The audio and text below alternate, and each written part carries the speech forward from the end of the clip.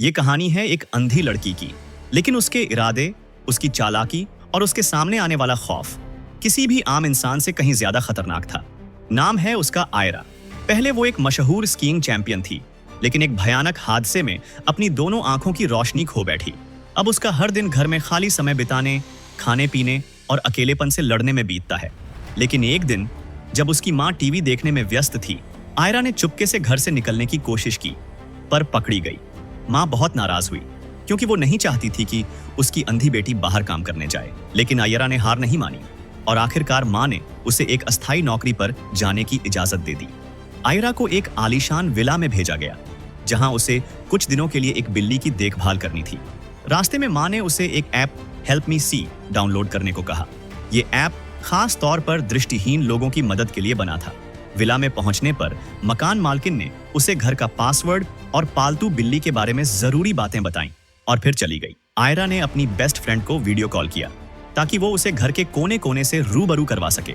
जब वे नीचे बने वाइन सेलर में पहुंची तो आयरा ने एक बेहद कीमती रेड वाइन की बोतल निकाली।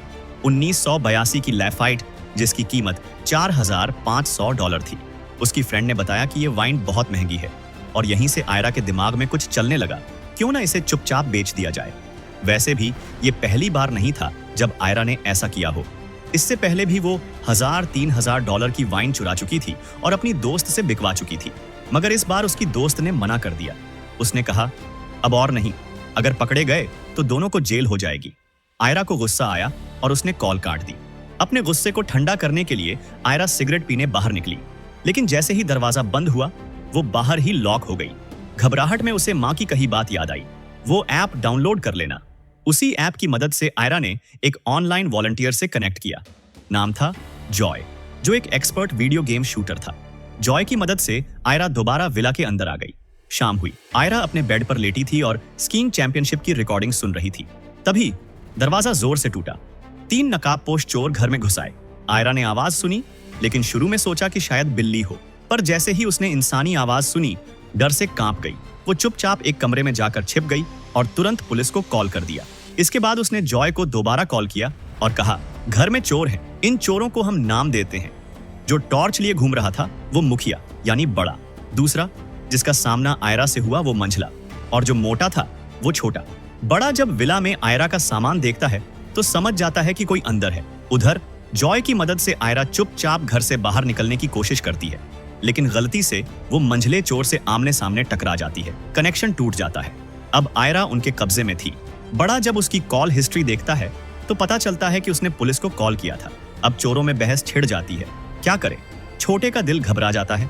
वो भागने की सोचता है, लेकिन बड़ा और मंझला पैसे छोड़ने को तैयार नहीं। करोड़ों कैश है वहां, उसे छोड़ देना पागलपन होगा। तभी आयरा बोलती है, मैं अंधी हूं, तुम्हें देख नहीं सकती और मुझे भी हिस्सा चाहिए। चोर चौंक जाते हैं। वो कहती है, मेरे बैग में देखो।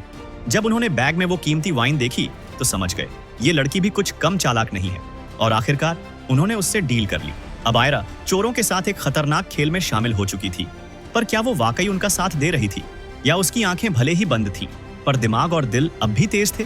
पुलिस के पहुंचने से पहले आयरा ने झटपट फोन उठाया और दरवाजा खोलते हुए हड़बड़ाहट में कहा, माफ कीजिए, मैंने शायद गलत सुना।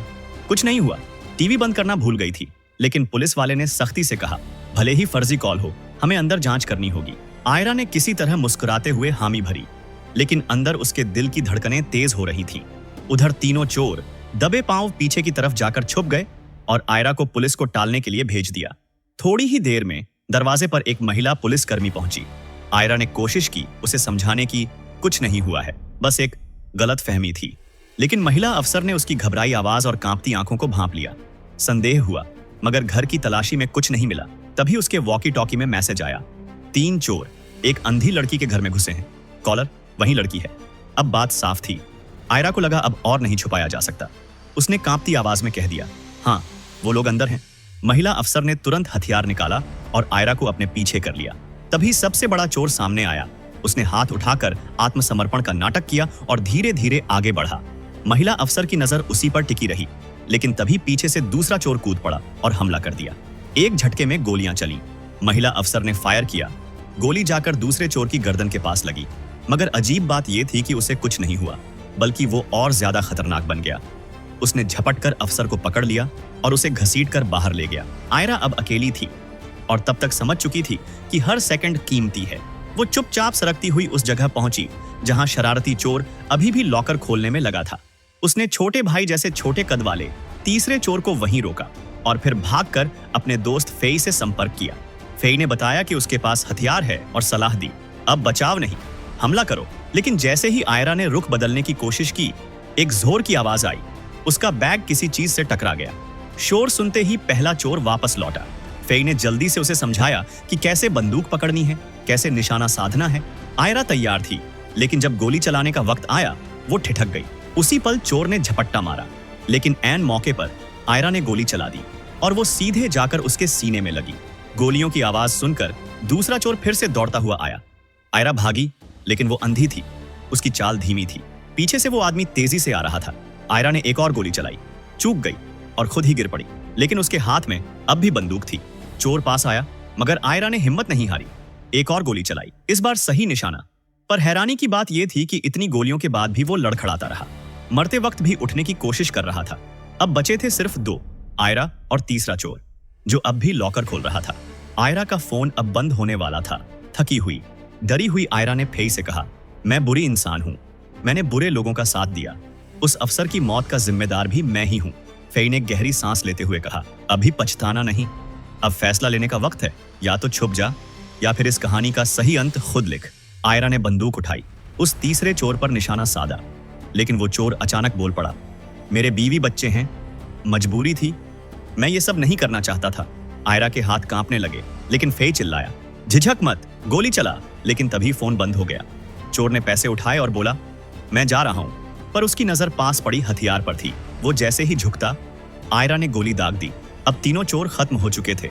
आयरा ने वहीं से कुछ नोट भी उठा लिए, शायद डर के मारे, शायद भविष्य के लिए। लेकिन कहानी यहीं खत्म नहीं हुई। एक और आदमी अंदर आया, एक रहस्यमय परछाई। वो असली मास्टरमाइंड था, तीनों चोरों का बॉस। उसने चालाकी से पुलिस को फोन कर दिया और कहा कि एक अंधी लड़की ने सबको मार डाला है। अब अगर पकड़ी गई तो सजा उसे ही मिलेगी। मैं अंधा हूं, उसने देखा भी नहीं कि मैंने पैसे लिए हैं।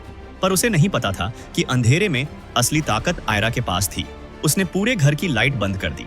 अब मैदान बराबर था, बल्कि अंधेरे में आयरा का पलड़ा भारी था। अंत में एक जबरदस्त संघर्ष के बाद आयरा ने उस मास्टरमाइंड को भी खत्म कर दिया। फिल्म खत्म होती है एक सीन के साथ, जहां आयरा फिर से स्कीइंग कर रही होती है, जैसे अपनी जिंदगी की पटरी पर लौट चुकी हो। लेकिन कहानी यहीं नहीं रुकती। कई लोग कहते हैं ये एक इंस्पायरिंग स्टोरी है, एक अंधी लड़की की जीत। पर सच कहें तो ये कहानी सवाल छोड़ती है, क्या वाकई आयरा ने जीत हासिल की? वो जिसने चोरों का साथ दिया, एक ईमानदार अफसर की जान ली और आखिर में चुराया हुआ पैसा लेकर अपनी ख्वाहिशें पूरी की, क्या उसे नायक कहना सही होगा? कमेंट में जरूर बताना और वीडियो को लाइक करके चैनल को सब्सक्राइब कर देना। मिलते हैं एक नए कहानी के साथ।